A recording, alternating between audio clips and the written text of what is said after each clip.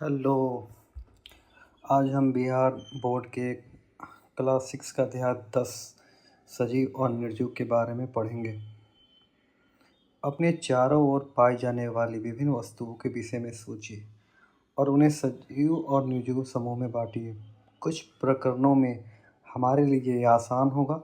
उदाहरणतः हमारे घर की कुर्सी और मेज जैसी वस्तुएं निर्जीव होती है। निर्जीव जो होती है वो ना तो चल सकती है, ना बोल सकती है और ना ही ऐसी समस्याओं को महसूस कर सकती है जिन्हें हम महसूस कर सकते हैं। हम जानते हैं कुर्सी, मेज, पत्थर अथवा सिक्का सजीव नहीं है। विश्व के सभी मानव तथा गाय, घोड़ा, बंदर, कुत्ता, बिल्ली, गिलहरी, कीट जैसे जंतु सजीव हैं। हमें कैसे पता चलता है कि कोई वस्तु सजीव है? कभी कभी यह निर्णय करना बहुत ही सरल नहीं होता है। हम कहते हैं पौधे सजीव हैं, परंतु वे कुत्ते अथवा कबूतर के भांति चल या उड़ नहीं सकते। दूसरी ओर एक कार अथवा बस चल सकती है, फिर भी हम उन्हें निर्जीव कहते हैं। पौधे जंतु समय के साथ वृद्धि करते हैं, परंतु कई बार ऐसा भी प्रतीत होता है जैसे कि आकाश में बादल अपने आकार में वृद्धि कर रहे हों। क्या इसका अर्थ यह है कि बादल सजीव है या नहीं? आखिरकार हम निर्जीव और सजीव में विभेद किस प्रकार करेंगे?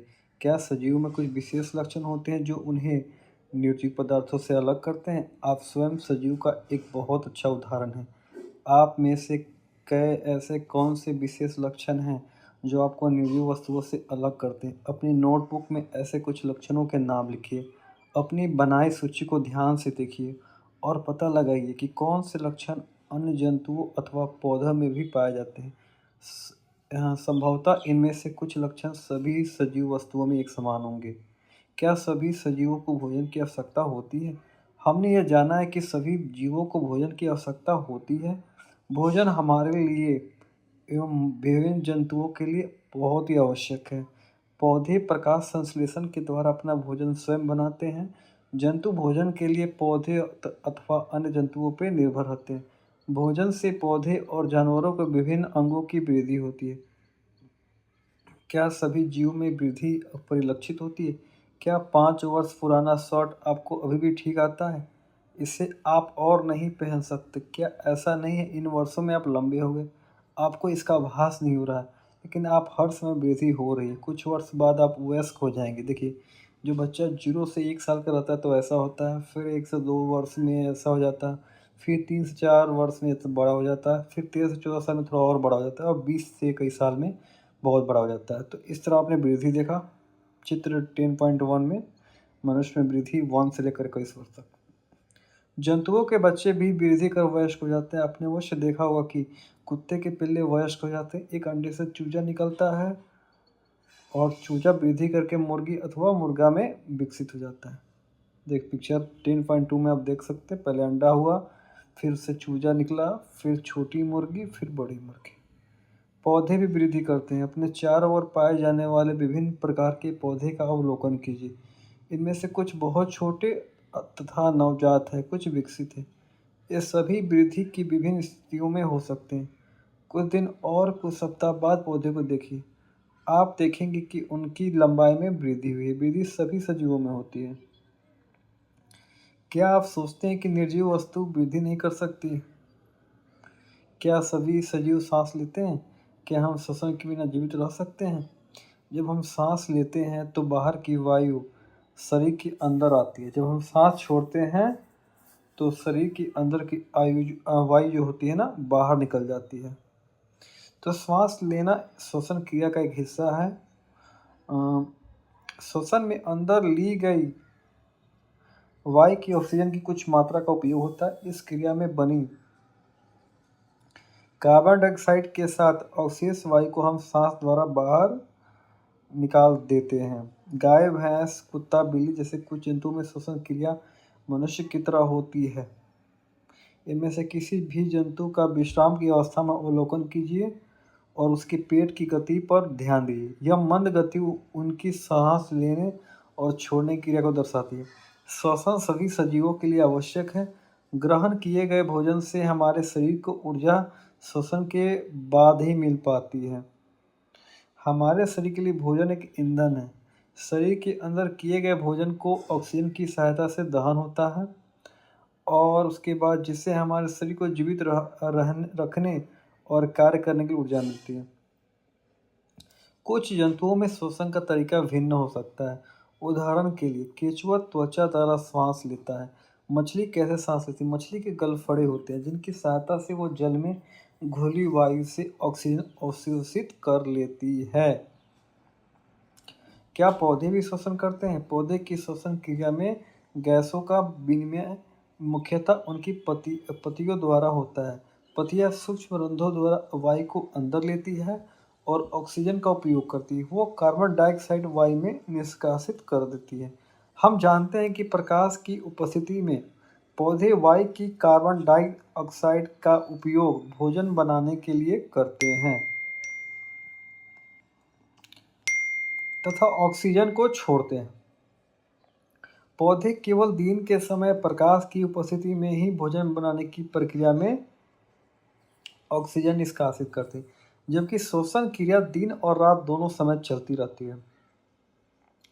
भोजन बनाने की प्रक्रिया में निष्कासित ऑक्सीजन की मात्रा पौधे द्वारा श्वसन में उपयोग की गई ऑक्सीजन की अपेक्षा बहुत अधिक होती है, जो मानव और जंतुओं के लिए काफ़ी लाभदायक होती है। क्या निर्जीव वस्तुएं सांस लेती हैं? आपको क्या लगता है? क्या सभी सजीव उद्दीपन के प्रति अनुक्रिया करते हैं? जब आप नंगे पैर टहल रहे होते हैं, अचानक आपका पैर अचानक ही किसी कांटे या नुकीली वस्तु पर पड़ जाए, आप किस प्रकार अनुक्रिया करेंगे? जब आप प्रिय व्यंजन को देखते हैं, उसके विषय में सोचते हैं, तो क्या अनुभव होता है? आप अंधेरे स्थान से अचानक तेज धूप में आते हैं तो क्या होता है? आपकी आंखें स्वतः कुछ क्षण के लिए बंद हो जाती जब तक कि वे तेज प्रकाश के लिए अभ्यस्त नहीं हो जाती।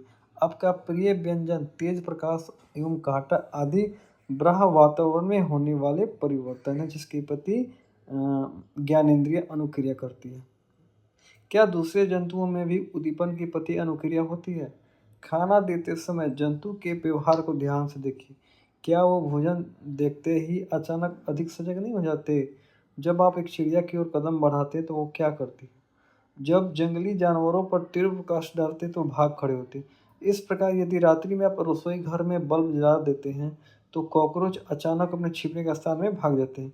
क्या आप जंतुओं में उद्दीपन के प्रति अनुक्रिया के कुछ और उदाहरण दे सकते हैं? क्या पौधे में भी उद्दीपन के प्रति अनुक्रिया दर्शाते हैं? कुछ पौधे के पुष्प केवल रात के समय ही खिलते हैं। कुछ पौधे के पुष्प सूर्यास्त के बाद बंद हो जाते हैं। छुई मुई पौधे की पत्तियां छूने पर अचानक सिकुड़ जाती हैं। ये पौधे में उद्दीपन के प्रति अनुक्रिया के कुछ उदाहरण हैं। अभी इसमें क्रियाकलाप दिया हुआ है। एगो कमरा है की खिड़की जिससे दिन के समय धूप आती है के पास एक पौधे का गमला रखिए। कुछ दिन के बाद पौधे को नियमित जल देते रहें। क्या यह पौधा खुले स्थान पर रखे पौधे की तरह सीधा ऊपर की ओर वृद्धि करता है? यदि यह सीधा वृद्धि नहीं करता तो ज्ञात कीजिए किस ओर मुड़ता है। आपके विचार से क्या यह किसी उद्दीपन के प्रति अनुक्रिया है? जिन वस्तुओं के सिर पर स्पर्शक होते हैं वे स्पर्श दबाव, ध्वनि, गंध, प्रकाश, तापमान, नमी आदि के प्रति संवेदनशील होते हैं। अंधे व्यक्ति स्पर्श से पहचान कर लेते हैं। देख लिए पौधे की प्रतिक्रिया, पौधे की प्रकाश के प्रति अनुक्रिया, चित्र 10.3 में। अब है सजीवों में उत्सर्जन। हमारे शरीर में विभिन्न प्रक्रियाओं के फलस्वरूप विषैले एवं दूषित पदार्थ बनते रहते हैं। ऐसे दूषित पदार्थ मूत्र के साथ हमारे शरीर से निकाल दिए जाते हैं जिसे उत्सर्जन कहते हैं। इस प्रकार पेड़ों में भी उत्सर्जन देखा जा सकता है। पेड़ों में अवशिष्ट पदार्थ छाल के नीचे जमा होते हैं जो छाल के फटने के साथ बाहर निकल जाते हैं। पेड़ से सूखी पत्तियों के गिरने के साथ साथ अवशिष्ट पदार्थों का निष्कासन होता है। अब आता पॉइंट, क्या सभी सजीव प्रजनन करते हैं? क्या आपने कभी कबूतर अथवा किसी अन्य पक्षी के घोंसले देखे हैं? वे घोंसले में अंडे देते हैं। कुछ अंडे फूट जाते हैं, उनमें से छोटे छोटे बच्चे बाहर निकल आते हैं, जैसे 3.4 में देख लीजिए। अंडा दिया, अंडा फूटा, बच्चा निकला। जंतु प्रजनन द्वारा अपने सदृश संतान उत्पन्न करते हैं अपने जैसे। भिन्न भिन्न जंतुओं में प्रजनन का ढंग अलग अलग होता है। कुछ जंतु अंडे देते हैं जिससे शिशु निकलते हैं। कुछ जंतु शिशु को जन्म देते हैं।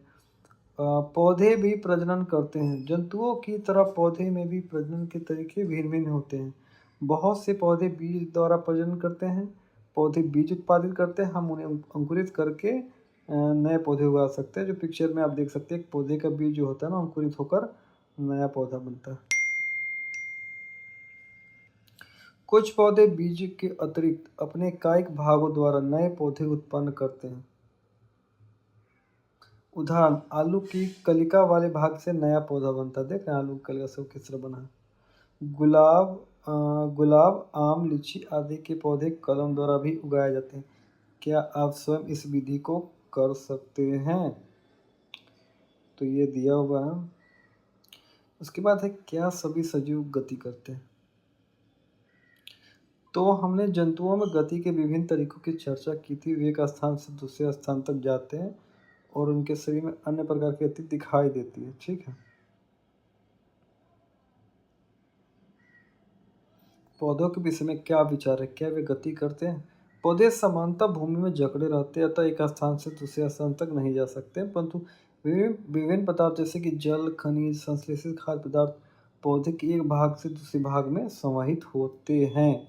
क्या आपने पौधे में अन्य प्रकार की गति भी देखी है? पुष्पों का खिलना, बंद होना। क्या आप याद कर सकते हैं कि कुछ पौधे विभिन्न उद्दीपनों के प्रति किस प्रकार अनुक्रिया करते हैं? लाजवंती जो पौधा है उसका नाम छुई मुई भी कहते हैं कि पौधे के छूने से मात्र से उसकी पत्तियां सिकुड़ जाती है। सूर्यमुखी फूल सूरज की ओर खिलता है को अवलोकन कीजिए। अब हम लोग कुछ निर्जीव वस्तुओं को गति करते देखते हैं, जैसे बस, कार, कागज का छोटा टुकड़ा, बादल, अन्य कुछ वस्तुएं इसके उदाहरण हैं। क्या इनकी गति सजीव की गति से किसी प्रकार भिन्न है? प्रकृति में विविध प्रकार के जीव हैं, लेकिन उन सभी में कुछ लक्षण एक समान होते हैं, जिनकी हम पहले भी चर्चा कर चुके हैं। मृत्यु से जीवों के लिए एक समान लक्षण है। चूंकि जीव की मृत्यु होती है, इसलिए जीवों की प्रजाति हजारों वर्षों तक तभी अस्तित्व में रह सकती है जब तक वे प्रजनन कर अपने सदिश संतान उत्पन्न करें या करते रहेंगे। एक अकेला जीव प्रजनन किए बिना भी मर सकता है, परंतु सजीवों की प्रजाति तभी अस्तित्व में रहती है जब उसके सदस्यों में प्रजनन होता रहता है, जबकि निर्जीव अपने नष्ट होने तक बने रहेंगे। हमने देखा है सभी सजीव वस्तुओं में कुछ विशिष्ट लक्षण समान रूप से परिलक्षित होते हैं। उन सभी को भोजन की आवश्यकता होती है, शोषण करते हैं, सर्जन करते हैं, उद्दीपन के प्रति अनुक्रिया करते हैं, प्रजनन करते हैं, गति करते हैं, वृद्धि करते हैं और मृत्यु होती है। क्या हम ऐसी कुछ निर्जीव वस्तुओं को जानते हैं जिनमें इन लक्षणों में कुछ लक्षण दिखाई देते हैं? कार, साइकिल, घड़ी, नदी का जल गति करता है। आकाश में चंद्रमा गति करता है। हमारे देखते देखते एक बादल के कारण वृद्धि हो जाती है। क्या इन वस्तुओं को सजीव कहा जा सकता है? हमें स्वयं से प्रश्न करना होगा, क्या इनमें सजीव के अन्य सभी लक्षण पाए जाते हैं? सामान्यतः सजीव में वे सभी लक्षण पाए जाते हैं जिनकी हमने चर्चा की है, परंतु निर्जीव वस्तु में सभी लक्षण एक साथ नहीं दिखाई देते।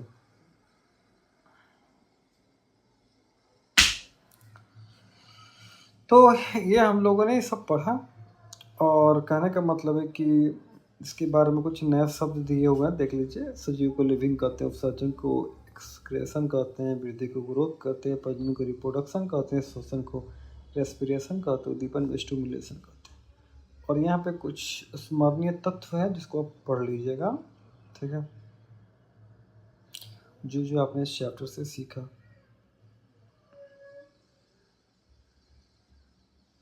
फिर कुछ ऑब्जेक्टिव क्वेश्चन है जिसको वीडियो रोक कर आप देख कर तैयार कर सकते हो।